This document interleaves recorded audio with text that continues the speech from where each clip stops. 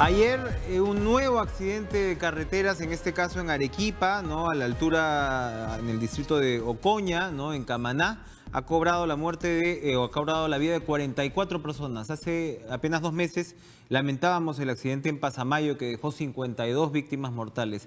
Entre uno y otro evento, también vemos prácticamente a diario cómo las carreteras del Perú se tiñen de muerte y de sangre. Por supuesto, es todo un universo, ¿no? El del caos vehicular en las ciudades, pero las carreteras convertidas pues, en un cementerio es un fenómeno que extiende de alguna manera la situación pues, de la desregulación del transporte en nuestro país. Aquí se está hablando de que si el chofer se quedó dormido, que si la falla fue humana, que si la falla fue técnica, que si este era un punto vulnerable donde no debería haber circulación, en realidad, ¿no? Conversábamos con María Jara, especialista en regulación de transporte, a quien le damos la bienvenida. ¿Cómo está, María? Gracias por estar con nosotros. Conversábamos cómo probablemente incluso barandas de contención mayores ni siquiera habrían evitado un desenlace como este si es que se daba el ángulo por donde ha entrado el chofer, como efectivamente se dio. Así es porque aparentemente el impacto ha sido directo. Entonces prácticamente no había baranda de contención que pudiera reconducir el vehículo, asimilar la sinergia y colocarlo nuevamente en la carretera. Pero más allá, digamos, del hecho puntual que a nosotros creo que nos debe llamar a la reflexión, que hay una sumatoria de circunstancias a nivel nacional que deberían hacernos reflexionar y poner el tema de la seguridad vial en el primer lugar de la agenda. Y cuando hablamos del primer lugar de la agenda, ayer lo veíamos en el segundo Congreso Nacional de Seguridad Vial, significa que esté en el máximo nivel de la agenda política del presidente de la República, del ministro de Transportes y con un presupuesto importante que permite ejecutar obras y una coordinación también, digamos, reforzada de parte del Consejo Nacional de Seguridad Vial, que actualmente es una entidad que está, digamos, adscrita al Ministerio de Transportes y Comunicaciones, pero que tiene que coordinar, en este caso puntual, por ejemplo, la actuación con el gobierno regional de Arequipa, como con todos los otros gobiernos regionales, porque recordemos, este es un servicio de transporte habilitado por el gobierno regional. O sea, la responsabilidad directa, como están las cosas, recae en el gobierno regional. Sí, es de responsabilidad del gobierno regional. ¿Qué cosa es lo que el gobierno regional le toca hacer ahí? ¿Regular las rutas? Sí, regular las rutas, señalizar las vías que están a su cargo, realizar las labores de fiscalización, pero como es una competencia que está descentralizada, digamos, el grueso de las reglas que tienen que aplicar los gobiernos regionales están fijadas por el Ministerio de Transportes y Comunicaciones. Las jornadas máximas de conducción de los choferes, el hecho puntual de que en este momento hay un déficit de varios miles de conductores habilitados para poder brindar el servicio, de establecer las adecuadas normas de trabajo para los conductores y que debería estar en la agenda con el Ministerio de Trabajo. Este bus recogió pasajeros en el camino. Así es, así es. Ahí hay un problema de fiscalización. Ahora, también es cierto que la norma nacional es bastante laxa y que permite prácticamente que cualquier espacio de la carretera sea identificado como más o menos seguro para un retiro y proceder al embarque y desembarque de pasajeros. Entonces, hay que priorizar. Hay que priorizar y hay que ejercer ese rol rector acompañando a los gobiernos regionales. Ahora, hay puntos vulnerables, como decíamos, que son más que vulnerables. Se ha hablado pues precisamente de Pasamayo en su momento, ¿no? El tema de las 2 vías, ¿no? Pero Pasamayo no estaba identificado ni como siquiera punto. En este caso, Así es. ¿no? Ahora sí. Este sí estaba identificado. Ahora sí. Yo me pregunto, además de la señalización, ¿en otro país los vehículos van a poder así circular a la 1 de la mañana al lado de un abismo en estas circunstancias? La solución es la señalización, la solución es eliminar estos puntos vulnerables, ¿no? Si es que vale la pena por salvaguardar la vida de las personas. ¿Dónde está la solución? Evidentemente, además del tema regulatorio con las empresas mismas. Sí, bueno, en efecto. uno puede pensar que la causa inmediata es el exceso de velocidad de parte del conductor, pero hay que insistir que la vía tiene que perdonar el error humano. Y para que perdone el error humano, tenemos ya identificados hace 5 años aproximadamente 70 puntos de alta siniestralidad. Estos 70 puntos de alta siniestralidad ya están además identificados con las causas estructurales. Y por lo tanto hay que invertir en corregirlos. ¿Qué pasa con los otros puntos en los que no se ha identificado? Ya ahora se ha abierto, digamos,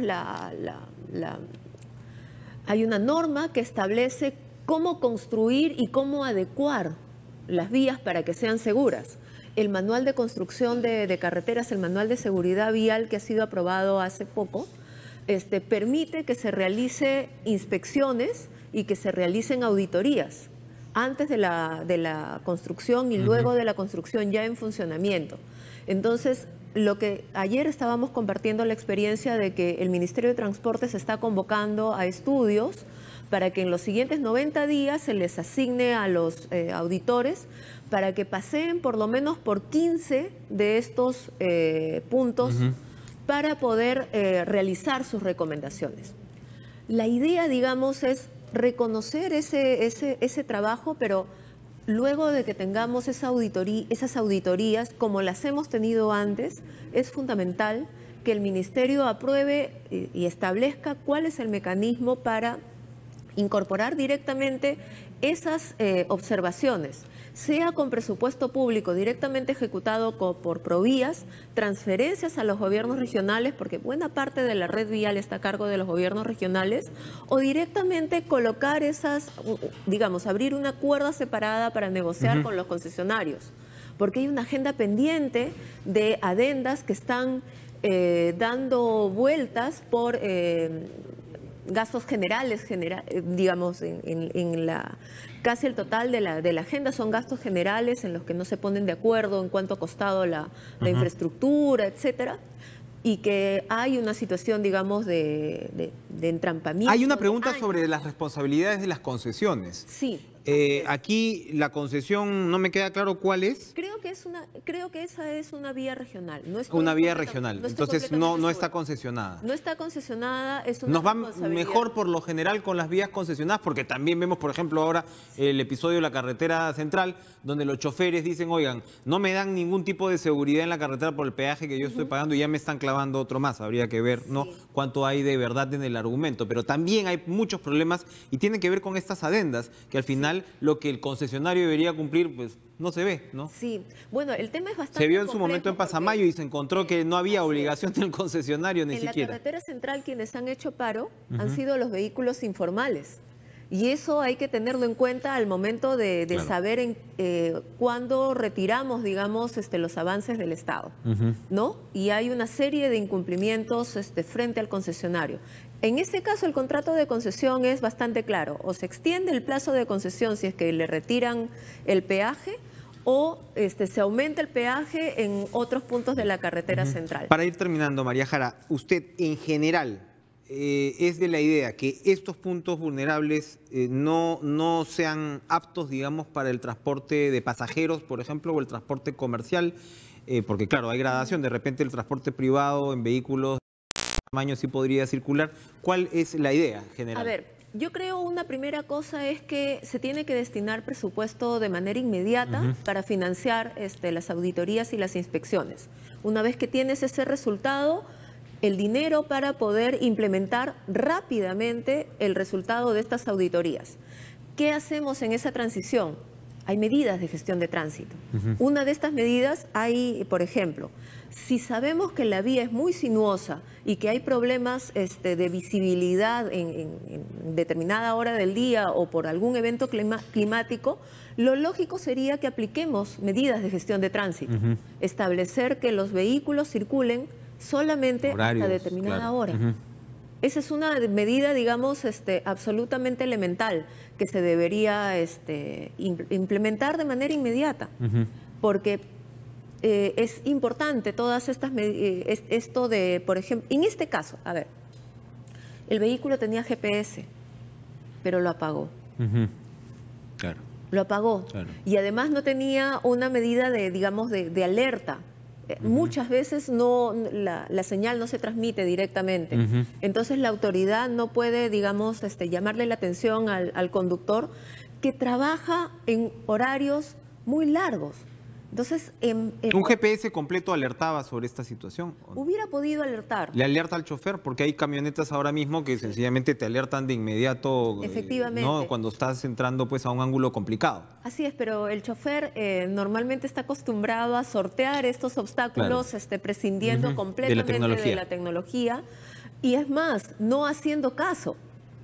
Ya estamos hablando de una imprudencia y una irresponsabilidad también grande que genera pues estos resultados. Acá pues en resumen, ¿no? Al parecer lo que tenemos es un error humano cultivado con todo este campo, ¿no? Lamentable de poca preparación, poco Así sueño es. seguramente, poco profesionalismo, poca regulación sobre la empresa. Así es. Y una vía que, como usted dice, no ha perdonado ese error humano, Así es, ¿no? así es. En principio Entonces, tenemos eso, ¿no? aquí la agenda, digamos, la oportunidad de poder corregir y creo que todos los peruanos y peruanas se lo vamos a agradecer es el ministro de Transportes y Comunicaciones, el presidente de la República, poner de verdad el tema de la seguridad vial en el primer lugar de todas las prioridades. Hay que invertir y hay que reforzar la institucionalidad. Esas son, digamos, dos cuestiones elementales básicas y trabajar en función del plan. Hay una planificación ya, no medidas aisladas, que pueden parecer interesantes a mí, a cualquiera, pero ya hay una planificación y tenemos que seguir. Una urgente reacción es la que se demanda entonces por parte del Estado. Gracias, María Jara, por acompañarnos esta mañana. Nosotros vamos a ir a una pausa.